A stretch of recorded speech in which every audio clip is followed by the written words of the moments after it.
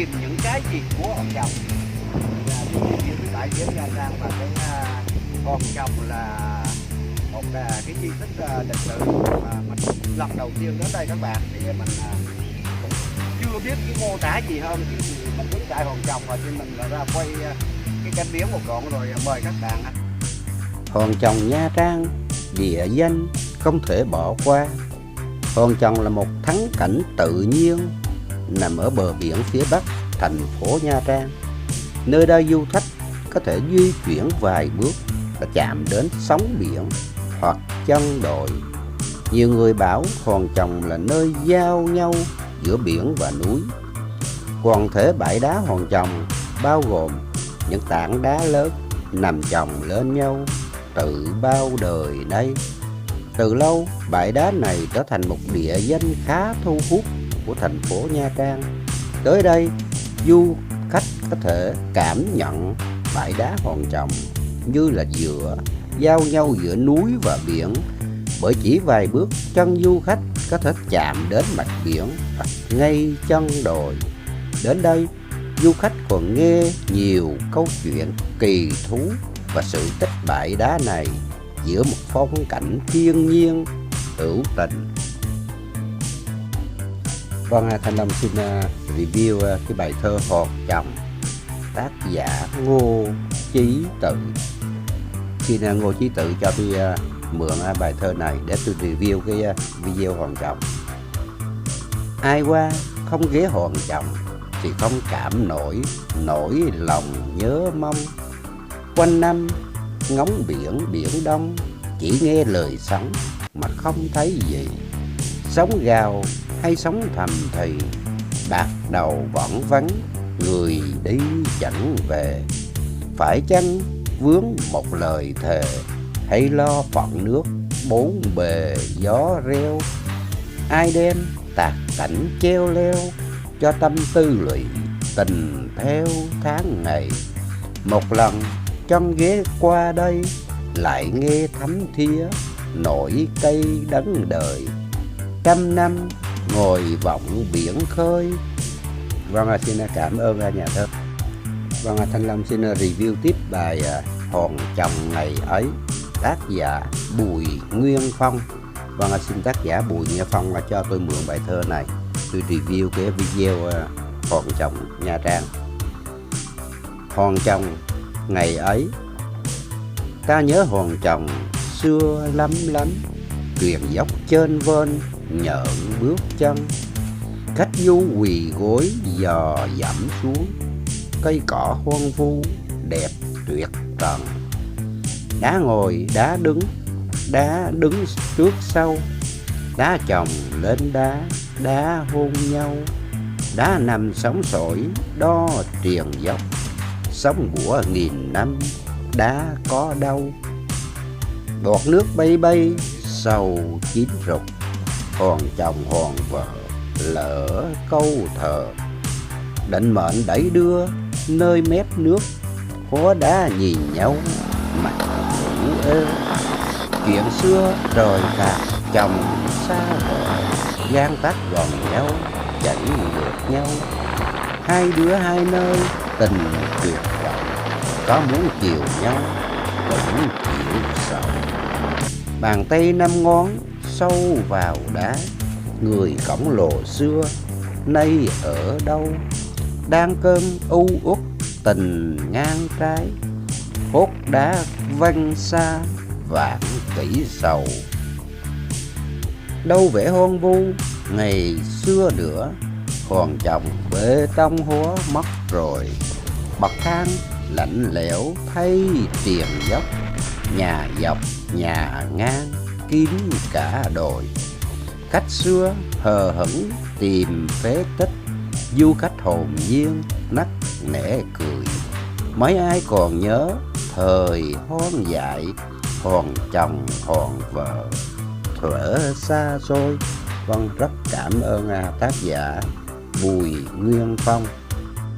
Vâng, Thanh Long xin trình bày tiếp bài thơ Hôn của tác giả ông Hòn Xuân. Rồi đi em. Trời ơi, ôm lấy say xưa, mặt sao khác mặt, lòng mơ ước lòng. Hôn em nước mắt chảy ròng, em ơi như giọt đèn trong vẫn chờ. Em hôn anh suốt 1 giờ, hôn em anh mấy cho vừa lòng đâu. Sao mà xa cách giữa nhau, để cho tháng 7 ngày sầu thế em. Cái chùa bên kia Chao là đi ơi, xuồng qua mãi đó. mãi mắt Chùa đó là nhìn, kêu chùa gì anh à? thấy rồi sung sướng. Chùa Ta Hòn đem Gió nhau về, đó. hôn em ngàn thuở xưa xưa. Ấp yêu da thịt gắn kề tâm linh, chim bao mà chẳng mơ mộng, rõ ràng trong thật như trong cuộc đời. Và cảm ơn tác giả Cố Nhà Thơ Xuân Diệu. Thanh Long xin trình bày tiếp bài thơ Muộn Màng của cố nhà thơ ông Hoàng Xuân Diệu. Anh biết yêu em đã muộn màng, nhưng mà ai cưỡng được tình thương. Ngậm ngùi tận trái tim lưu lạc, anh chỉ xin em một chút hương phai của ái tình mà em không thể gửi cùng anh. Để lòng ước với tình phai ấy, anh tưởng từ đây bớt một mình. Mắt ướt trong nhau lỡ cuốn tuôn, gương cười anh phải khóc thầm luôn. Em là người của ai ai đấy, lưu luyến chia nhau để sớt buồn. Dầu chiếm tay em, anh vẫn hay rằng anh chỉ nắm cánh chim bay. Bao giờ có được người yêu dấu, chất chứa trong lòng vạn đắng cay. Anh chỉ như con chim bơ vơ, lạnh lùng bay giữa gió sương mưa. Qua gần tổ ấm đôi chim bạn, bỗng thấy lòng cuồng yêu ngất ngơ. Yêu ngất ngơ rồi đâu xót xa, số anh là khổ phận anh là. Suốt đời nuốt lệ vào trong ngực, đem ái tình dân kẻ phụ ta. Chưa đi mà đã cách xa nhau, ly biệt ly rồi xa đến đâu. Thôi hãy để anh đi hốt hoảng, gấp đêm thương nhớ quay mây mù. Thôi hãy để anh đi thất thơ, mặt luồng gió lạnh mặt mưa to, đánh vào thân thể run như sậy. Tôi chẳng cần ai thương hại cho. Vâng, cô cảm ơn cố nhà thơ ông Hoàng Xuân Diệu. Thanh Long xin trình bày tiếp bài Hồn Nhiên Nét Biển. Biển xanh xanh biếc hào nhau, vừa xanh lượt chảy mái đầu em xanh. Nha Trang làng mi thanh thanh, uống công nét biển mà thành tơ duyên. Nõn nà trên cát hồn nhiên, để ai ánh mắt trao nghiêng biển trời. Nghìn năm dâu bể em ơi, vẫn là ngọn sóng nói lời yêu đương. Vương mình chắn gió đại dương, ngực mang nặng quả càng thương thân dừa. Mặt người sáng nắng chiều mưa, em còn tơ tưởng cho vừa một mai. Hồng lên giọt nắng hình hài, chân như hạt nước mơ hồi cao xanh. Vâng, cảm ơn nhà thơ Phan Anh Tùng.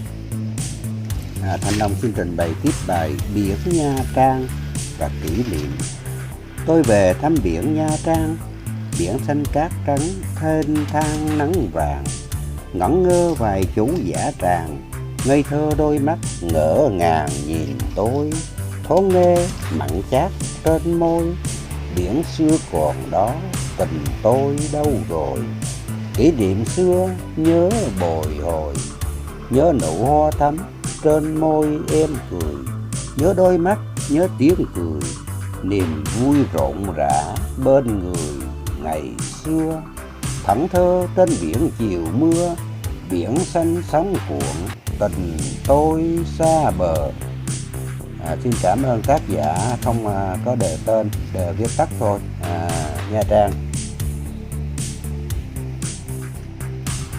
Thanh Lâm xin trình bày tiếp bài thơ Nước chảy lá khôi của ông Hòn Xuân Diệu. Lòng ta là một cơn mưa lũ đã gặp lòng em là lá khôi.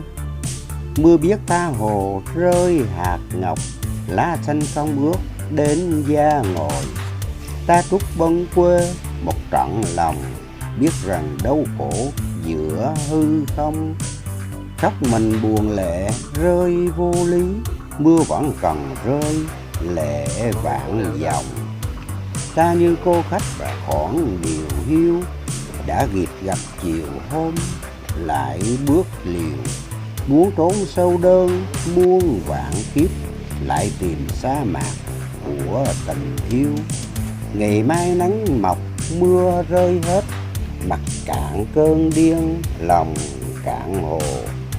Ta sẽ thôi yêu như đã dấu, không hề oán giận lá phôi khô. Vâng, thưa các bạn, Thanh Long Vlog xin tiếp tục trình bày bài Tắm Biển Hòn Chồng, tác giả Đỗ Hữu Tích. Vâng, xin cảm ơn tác giả Đỗ Hữu Tích đã cho tôi mượn bài thơ này. Một tuần công việc tạm ngơi, tôi ào ra biển, trời mênh mông. Đẹp sao ơi biển Hòn Chồng, lăn tăn gọi sóng xanh trong nước trời. Gió đùa vuốt mái tóc tôi, lâu khô những giọt mồ hôi nhọc nhằn. Dịu dàng con sóng mơn man, xua đi bao nỗi lo toan muộn phiền. Rì rào tiếng biển êm êm, ru tôi như tiếng mẹ hiền năm xưa. Đưa tôi về lại tuổi thơ, trong trần chạy nhảy vui đùa hồn nhiên. Đây tôi lại vọc cát mềm, xây lầu hạnh phúc gửi niềm ước mơ. Mắt tôi lại ngắm say sưa, dãy hòn bà lụa sắc dừa biếc xanh. Đàn cò tránh ngủ an lành, diều ngon tiếng sáo thanh bình trên cao. Chiều buông biển ứng má đào, tôi như từ thức lạc vào thiên thai. Con rất cảm ơn bài thơ tác giả của Đỗ Hữu Tích. Vâng, thưa các bạn, Thanh Long xin review bài Miên Man với Hòn Chồng, tác giả Tam Muội. Xin Tam Muội cho Thanh Long mượn bài thơ này để review cái video Miên Man với Hòn Chồng. Chiều sương tiếng gọi trống binh đao, lửa phẫn hờn cắm giọt máu ào. Để vợ lại nhà trong đạo mạo, sơn hà tử chiến mạng tơ mau. Nụ đang tay ẩn ánh hào, chàng chế giọt lệ nói thao thao. Xa trường mạc trận nung hồi bão, biết hận non gan đang khấu cào. Ngọc rưng triển bước nét xanh xao, thắng giặc tương phùng nguyện ước giao. Quốc tổ thanh bình ngưng khói pháo, rạng danh nồi giống giữ long bào. Mộng mỹ linh thiêng của tối nào, kéo hồn vất vưởng ngưỡng trên cao. Để bàn trầm mặt bờ mi ráo, cằn cõi dung nhan rủ dáng đào. Thả gió lững lờ quạnh mé ao, đông đưa nhánh liễu gợi nôn nao. Năm dài đằng đẵng chìm hư ảo, mãi xoáy buồn tim luống ngạn ngào. Hôm bữa mối mai tới hỏi chào, muốn em tái giá xóa hanh hao. Mẹ cha sức yếu nay đã lão, xúc cảm cảnh đời hơi gắt gao. Bà con lối xóm tán bàn vào, tiếc hạnh thờ chồng son sắc cao. Chữ hiếu song thân hành trí não, giờ em định liệu tính làm sao. Chuyển mùa thay đổi nắng nghêu ngao, mạch nước cạn khô dãy dụa gạo. Khí hậu héo tàn lon da thảo, tìm đâu mềm mại mượt phi lao. chợt thoáng phất phơ ngọn gió Lào, lăn tăn gợn sóng dậy xôn xao, âm vang đồng vọng giường tiêu sáo, trầm bổng lưa thưa bóng vuốt vào, vẳng tai u uẩn giọng thiều thào, lởn vởn in đầu những khát khao, nhặt bảnh cô đơn chàng thấu đáo, trăng mờ khuya mỗi dị chim bao. Ngày 4 tháng 4 năm 2019, bên rất cảm ơn tác giả Tam Muội. Đây là cái mỏ neo tàu của cái thời trước công nguyên nha các bạn. Đây không phải là mình thắt cho mình gỗ cho các bạn đó. Các bạn thấy chưa, mình rờ lại nó rớt. Cái mỏ neo tàu trước thời công nguyên à. Rồi các bạn mình vẽ nó rớt rồi. Gỗ nha các bạn.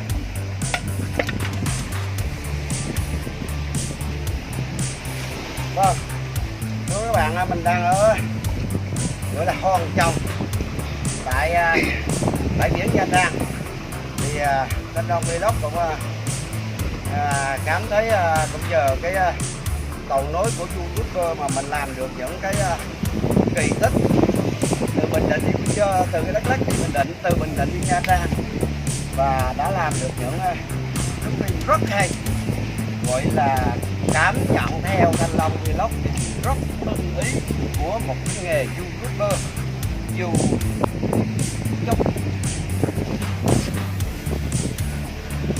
trong gai sỏi đá rất khó khăn nhưng mà vẫn quyết để đi tìm những cái cảnh hay, thước phim đẹp để phục vụ cho các bạn đến lúc vui buồn giải stress, và đến lúc đó một cái tâm trạng nó không được thoải mái, thì nhờ những cái thước phim này mình nhìn cảnh đẹp của thiên nhiên mang tặng chúng ta những cái tầm nhìn xa xa ngồi biển khơi, cái sóng vỗ dập dìu để chúng ta thư thái tấm lòng và mát mẻ cái cõi không gian nào đó để ôn lại những gì bạn thời chúng ta thấy vui, thấy hạnh phúc và thấy yêu đời. Vâng, Thanh Long Vlog thân chào các bạn, chúc tất cả các bạn sức khỏe, hạnh phúc và gặp nhiều may mắn trong cuộc sống. Thanh Long Vlog thân chào. Quay cái gì?